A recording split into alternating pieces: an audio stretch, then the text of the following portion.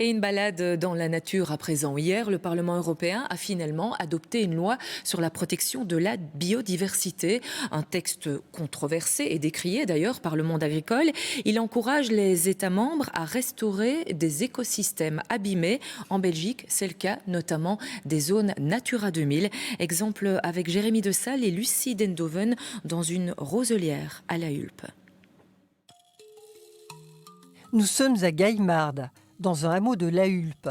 Ici, la rivière argentine serpente une roselière de plusieurs hectares.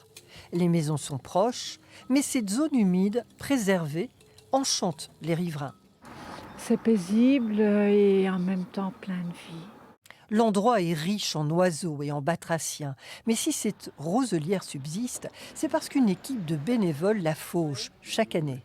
Il faut lutter, sinon elle disparaît et le milieu s'assèche. Les roseaux fanent chaque année et en se décomposant, créent de l'humus qui surélève le niveau de la roselière et progressivement la sèche. Les ronces suivent, s'installent et suite aux ronces, les saules se mettent à pousser. C'est donc une zone humide fragile, réclamant une attention constante. Quelques kilomètres plus loin, à Watermal-Boisfort, nous entrons dans la forêt de Soignes. 20% y sont désormais classés, réserves forestières. Le principe, c'est de laisser la dynamique naturelle évoluer naturellement.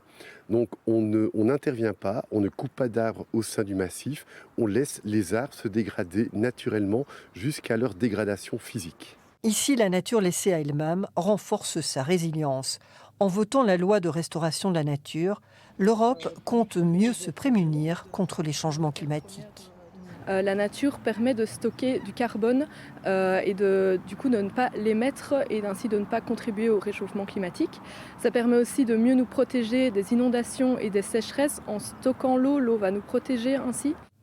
Le WWF estime qu'en Belgique, 95% des zones naturelles sont actuellement dégradées par les activités humaines et le réchauffement climatique. Et puis, je ne connais pas votre menu de ce soir, mais dans ce journal, nous allons parler frites.